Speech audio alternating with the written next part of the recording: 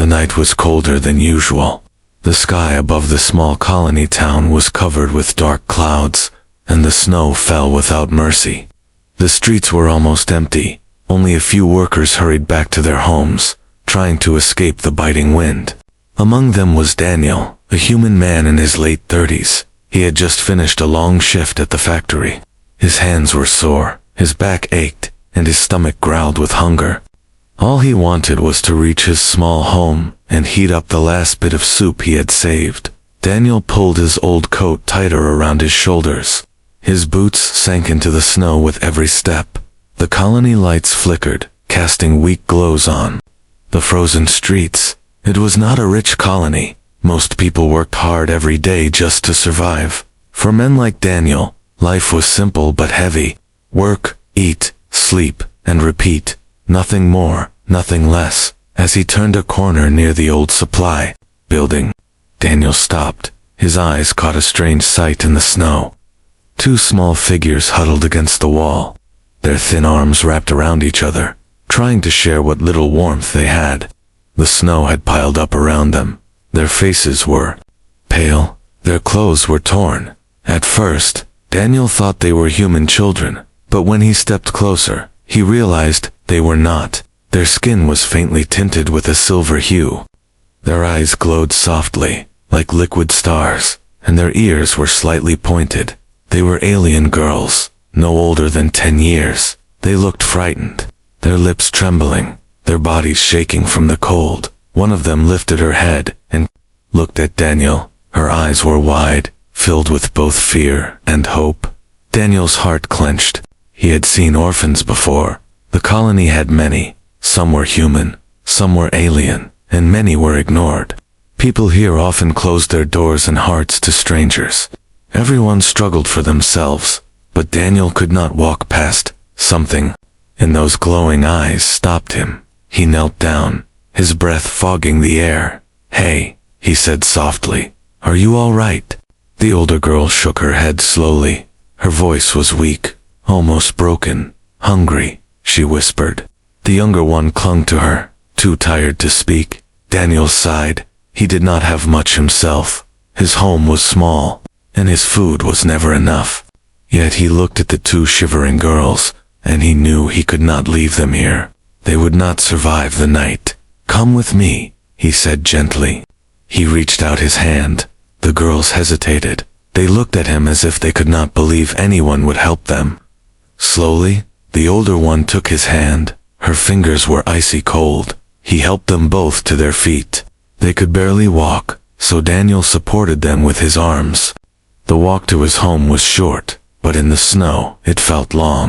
By the time they reached his small wooden door, their bodies were stiff and weak. Daniel quickly opened it and guided them inside.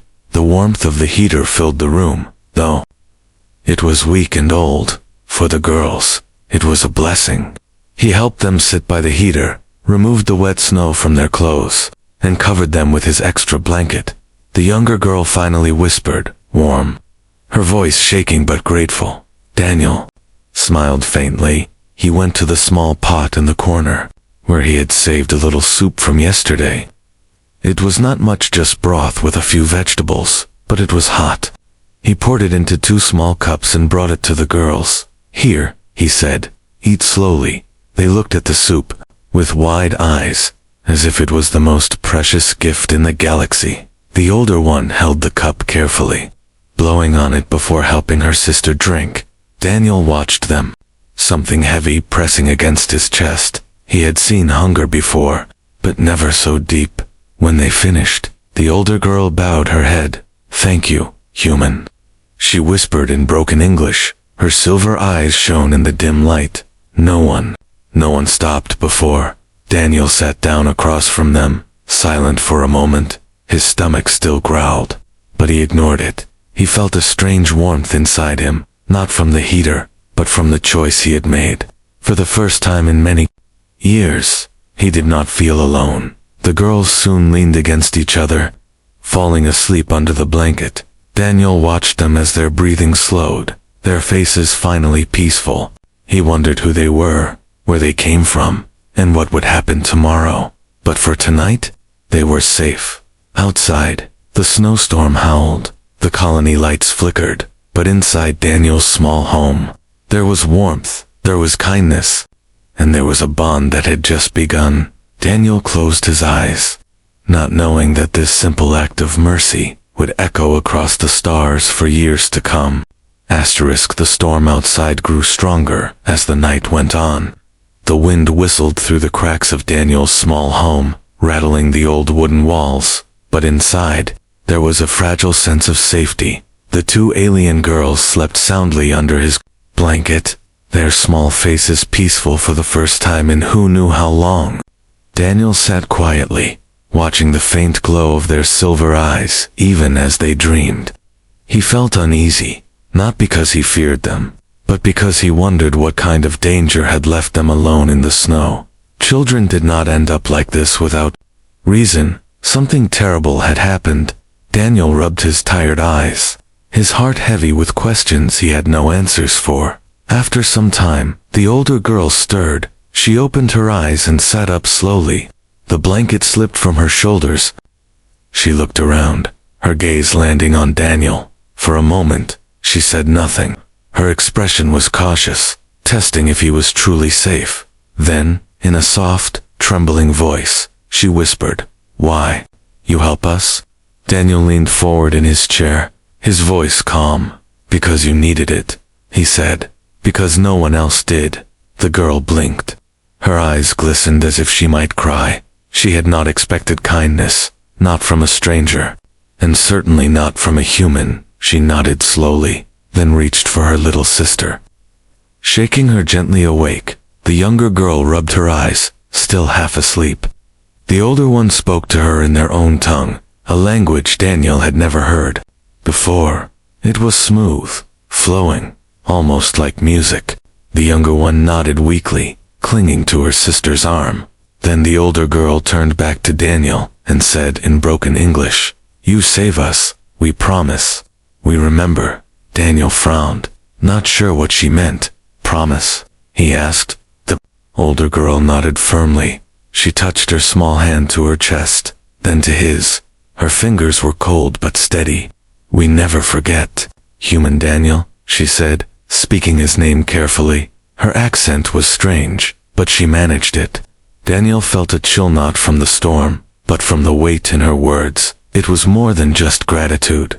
It felt like some kind of oath, something important to them. He opened his mouth to speak, but before he could, the girl's touch left a faint glow on his hand. Daniel looked down. His skin shimmered with a small silver mark. It pulsed once, then dimmed, leaving only the faintest trace. He rubbed it with his thumb, thinking maybe it was some trick of the light, but it did not fade. "What is this?" he asked softly. The girl only whispered, "A promise." Her little sister repeated the word, though her voice was weak and tired. Daniel shook his head, confused. He had no idea what this promise meant to them. To him, it was just an act of kindness. To them, it seemed far greater. He wanted to ask more, but he saw their eyes drooping, their small bodies exhausted. They needed rest more than answers. He sighed and adjusted the blanket around them. "Sleep," he said gently. "You're safe here tonight." The older girl gave him one last look, her silver eyes shining with something deep trust, maybe even devotion. Then she lay down beside her sister, whispering soft words in their alien tongue, until both drifted back into sleep. Daniel sat back in his chair, staring at the faint glow on his hand. The storm outside raged, but inside his mind, a different storm was brewing. Who were these girls really? What kind of culture made a promise like this? And what would it mean for him? As the hours passed, Daniel dozed off too, but his dreams were restless. He saw flashes of silver light, strange symbols in the sky, and voices calling his name. When he woke in the early morning, the fire in the heater was almost out. He shivered, pulled his coat tighter, and looked toward the blanket. The space where the girls had been was empty. Daniel jumped to his feet, his heart pounded. He searched the small room, checked the door, and stepped outside. But there were no footprints in the snow, no trail leading away. It was as if they had vanished into thin air. He stood in the freezing air, his breath fogging in front of him. His chest ached with confusion and loss. They had been there. He had held their hands, heard their voices, seen their glowing eyes, and now nothing.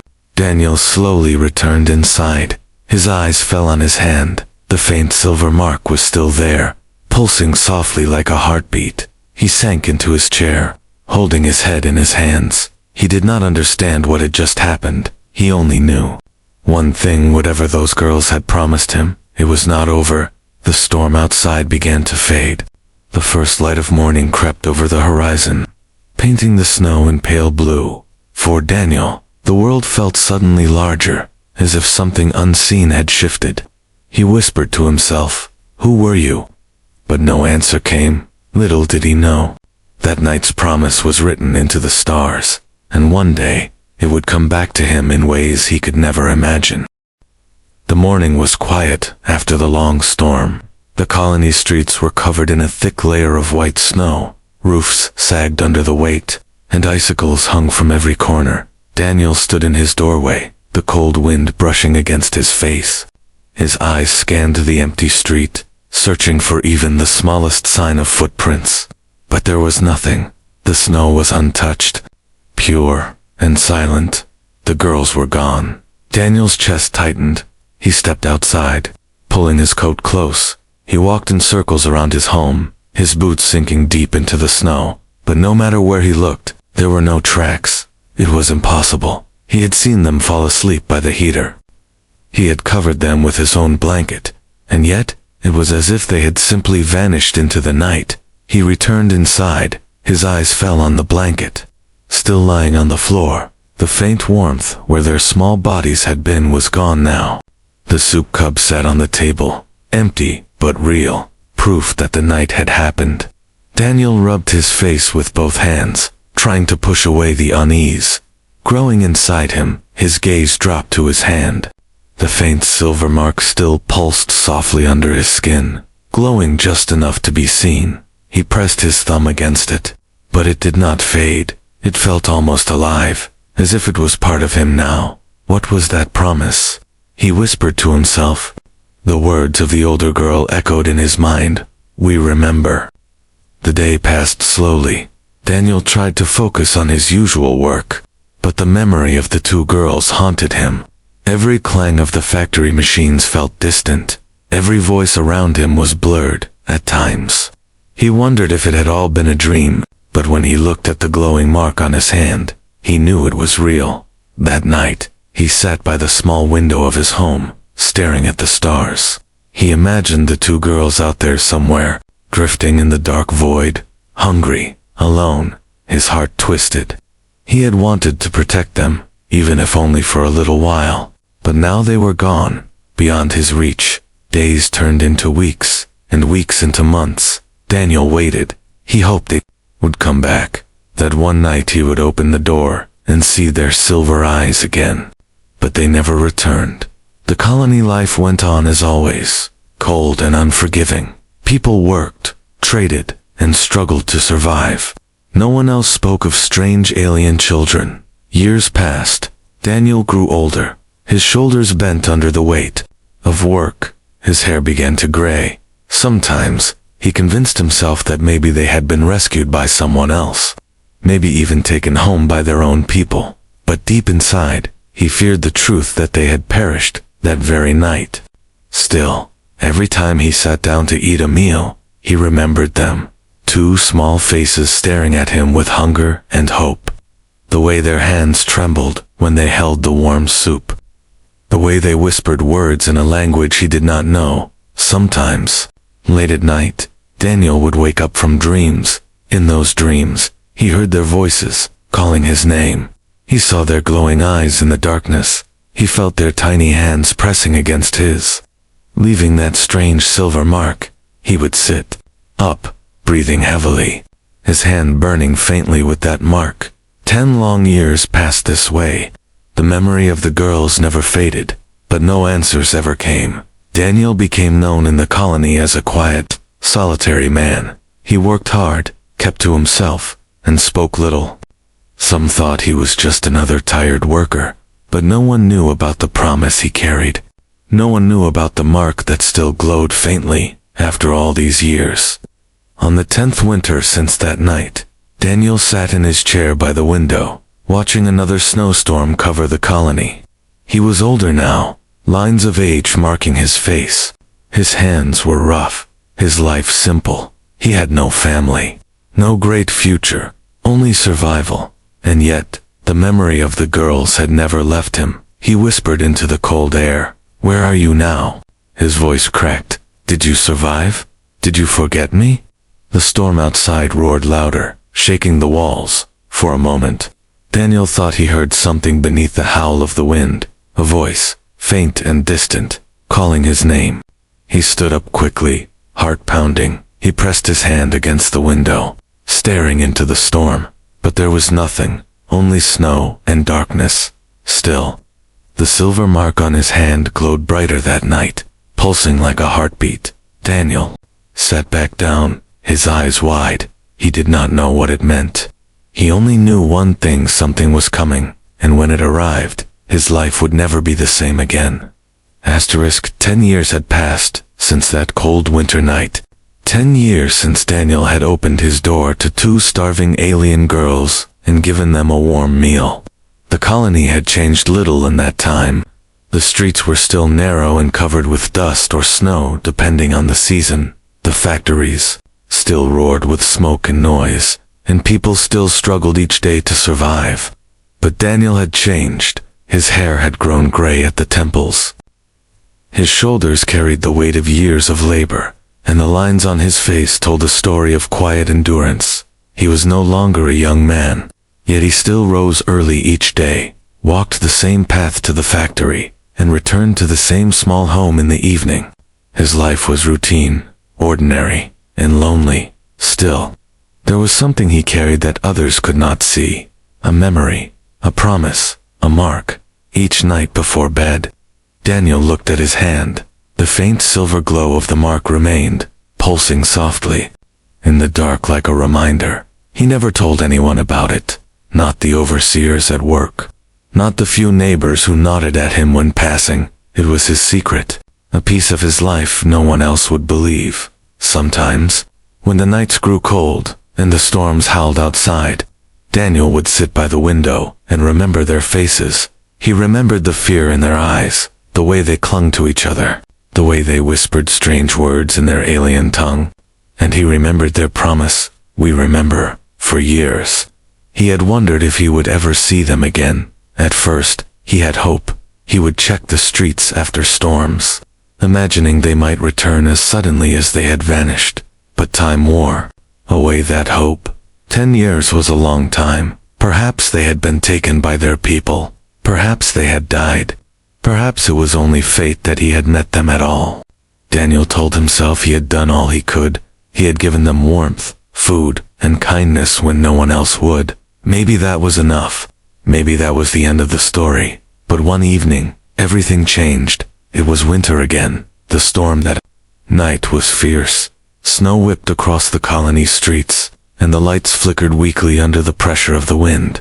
Daniel sat by the small fire, his tired body aching from another day at the factory. He was half asleep in his chair when he heard it, a deep hum, low at first, then growing louder. The walls of his home shook. The floor trembled beneath his boots. Daniel stood quickly, his heart racing. He thought at first it was an earthquake, or maybe a factory machine exploding. But when he stepped outside, the sight before him froze. His breath, above his small home, a massive shadow covered the sky. Lights glowed through the storm, golden and silver beams cutting through the snow. Slowly, a ship descended, larger and more beautiful than anything Daniel had ever seen. Its surface gleamed like polished metal, adorned with markings that shimmered like stars. The entire colony shook as it landed just beyond his door. People ran into the streets, pointing and shouting. Some fell to their knees in fear, others screamed. Never before had a vessel like this come to their world. Luxury ships of alien design belonged to the high stars, not to a poor colony hidden on the edge of the galaxy. Daniel stood rooted in place, his eyes wide, his mind spun with disbelief. Why here? Why his door? The ship settled, its engines humming softly. Snow swirled in every direction. The great ramp began to lower, light spilling out like a sunrise. The crowd fell silent. No one dared to move. All eyes were fixed on the ship. Daniel's heart pounded. He felt the silver mark on his hand grow warm, then hot. The glow spread faintly across his skin, pulsing like it had 10 years ago. He stared at it. His breath caught in his throat. It was calling to him. Slowly, figures appeared at the top of the ramp, tall, elegant, their forms shining with grace. The storm seemed to bend around them. Daniel blinked, his chest tightening. Their eyes glowed silver, just as he remembered. For the first time in 10 years, he saw them, the orphans he had once saved, no longer small, no longer weak, but strong and radiant. They had returned. Daniel's knees felt weak. He did not understand how or why, but deep inside, he knew one thing for certain. This was no accident. The promise made long ago in the dark of his small home had come back to him, carried on the wings of the stars. The ramp touched the ground. The crowd held its breath, and Daniel, trembling, waited as the two alien women began to walk toward him. The crowd gathered outside Daniel's home was silent. The storm had weakened, but the air was still cold and sharp. The great ship glowed like a jewel in the snow, its lights reflecting off the frozen ground. All eyes were fixed on the two figures who walked down the ramp. Daniel's breath caught in his chest. The memories of 10 long years rushed back in an instant. He saw them not as they were now, but as he had first seen them, two shivering girls huddled together in the snow, weak and frightened. But the ones stepping toward him now were different. They were tall, graceful, and radiant. Their silver eyes glowed like stars. Their once tattered clothes had been replaced by garments woven with light and patterns of gold. They moved with dignity, with a presence that made even the storm bow around them. People whispered in fear and awe. Some knelt, some stepped back. No one dared to speak too loudly, for these were not ordinary visitors. They carried the aura of power. The older one stopped just a few steps away from Daniel. For a moment, she said nothing. She only looked at him, her silver eyes shimmering with emotion. Daniel's hand trembled. His voice cracked as he whispered, It's you." Her lips curved into the faintest smile. "Daniel," she said, her voice soft but carrying across the silent crowd. "You remember us?" Daniel's knees nearly gave out.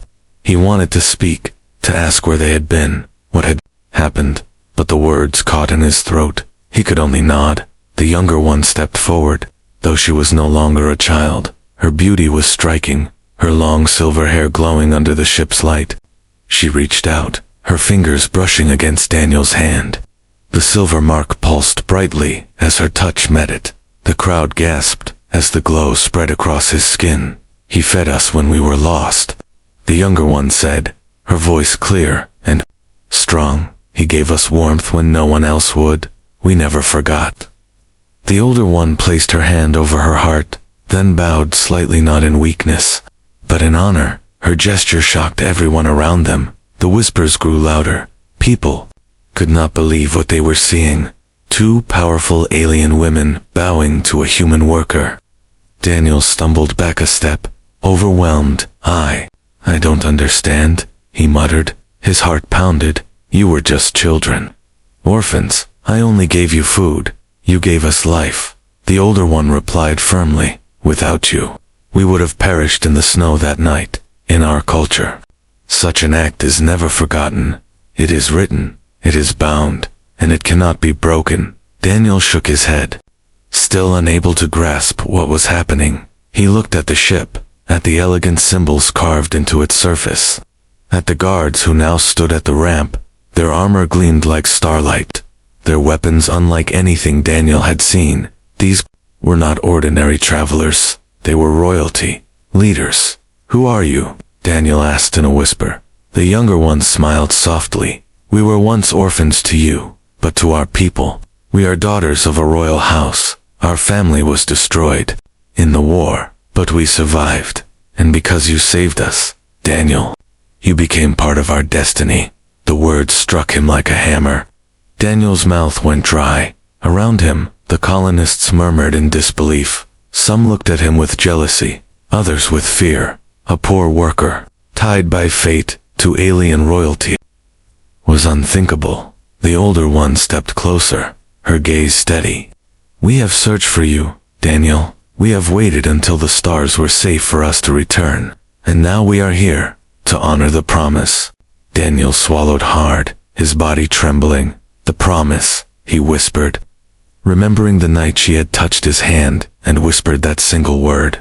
The silver mark on his hand glowed brighter than ever before, pulsing in rhythm with their presence. The younger one's voice grew solemn.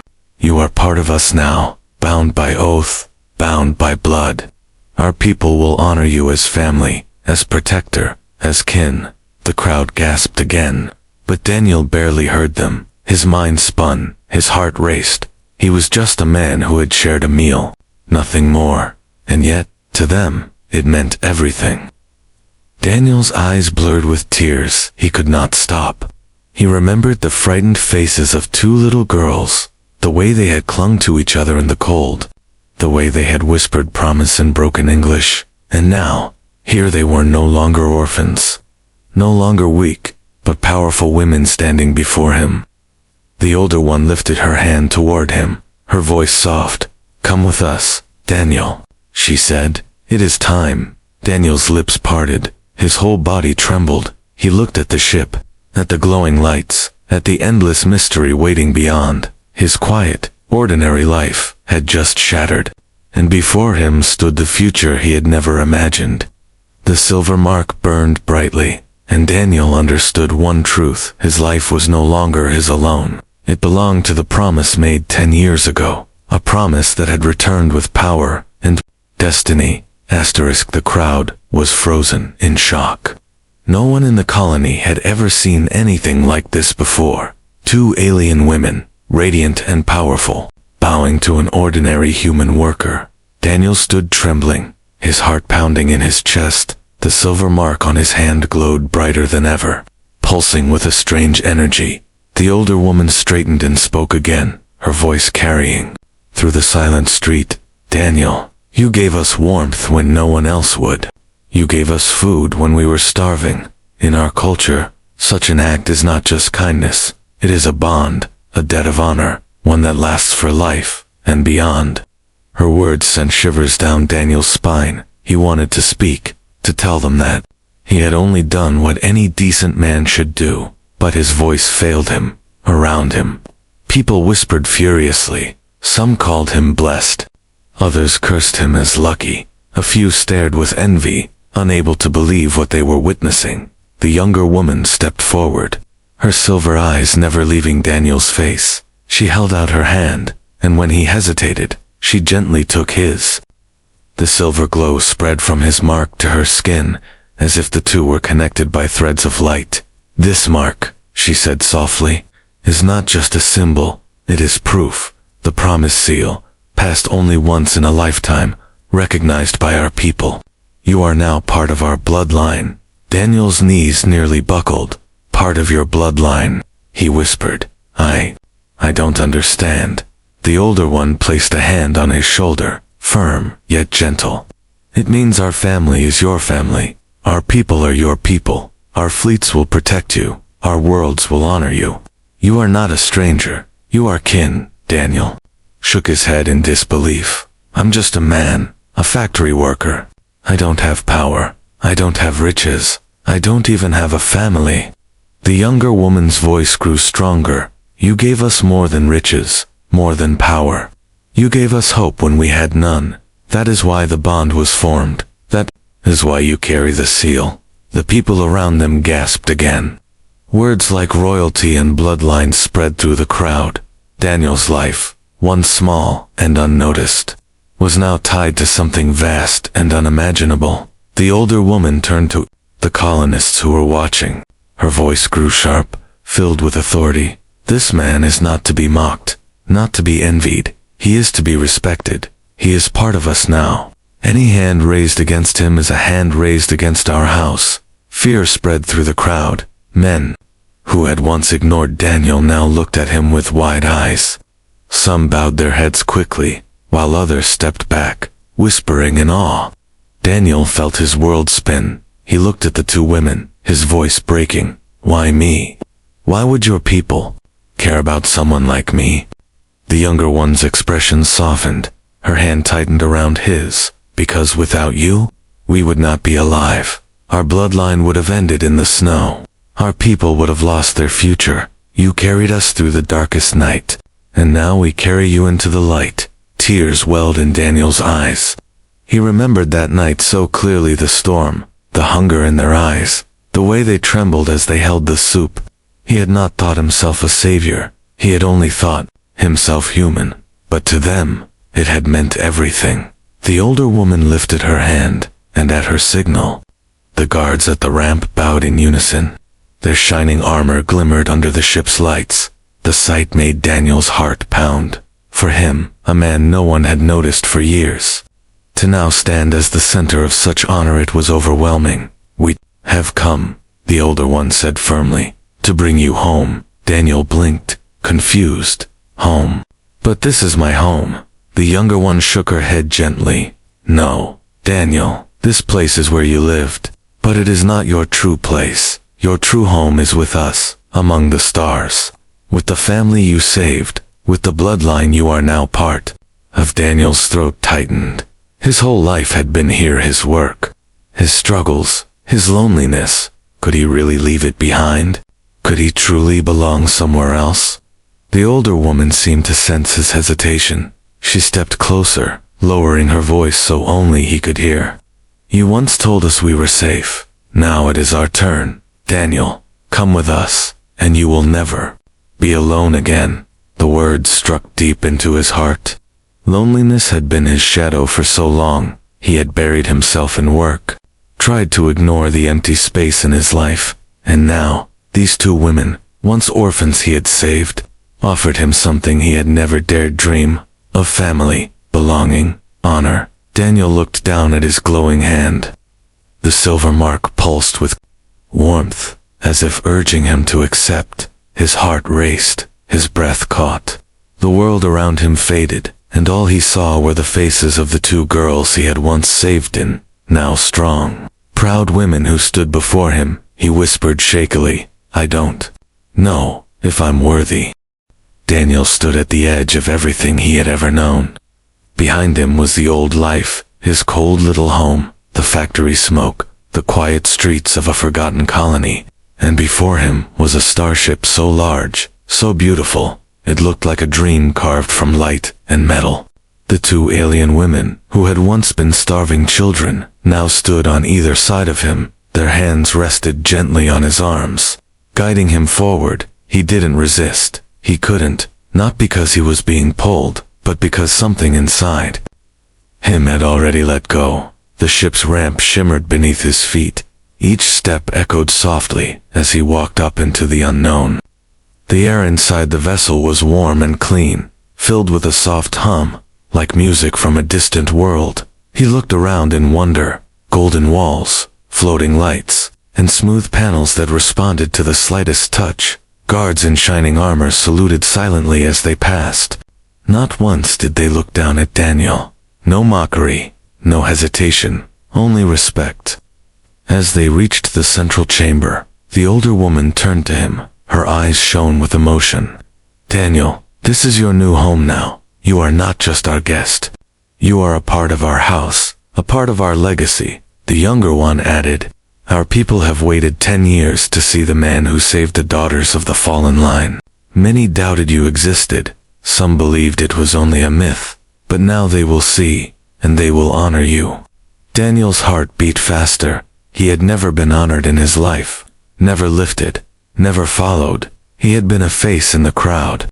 A man forgotten. But now, all of that had changed. They led him to a wide platform at the front of the ship. A large viewing screen stretched across the wall, showing the colony below, already growing smaller as the ship began to rise. Daniel, watched as the only life he had ever known disappeared beneath the clouds. He did not cry, but his chest ached with strange feelings: loss, fear, and hope, all twisted together as the ship moved into orbit. A soft chime echoed through the chamber. A voice, calm and strong, spoke in the alien language he didn't know, yet somehow felt. The older woman turned to him and smiled. "The Council of Moons is watching now. They want to see the human who changed everything." Daniel stepped forward, unsure of what to say or do, but the younger woman gently placed a sash over his shoulder, woven silver, embroidered with symbols he could not read. The silver mark on his hand pulsed brightly in response. A seal appeared above him, floating in the air, a glowing emblem of their ancient house. The crew dropped to one knee, their heads bowed, their hands over their hearts. Daniel stood in the center, stunned. "I don't know what to say," he whispered. "You don't have to," the older woman said softly. "You already said it 10 years ago."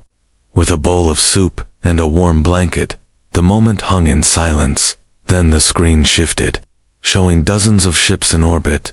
All of them bore the same symbol that now hovered above Daniel. "These are the royal vessels of our people," the younger one explained, "and now they are yours too. Your protection, your honor, your family." Daniel slowly reached out and touched the seal in the air.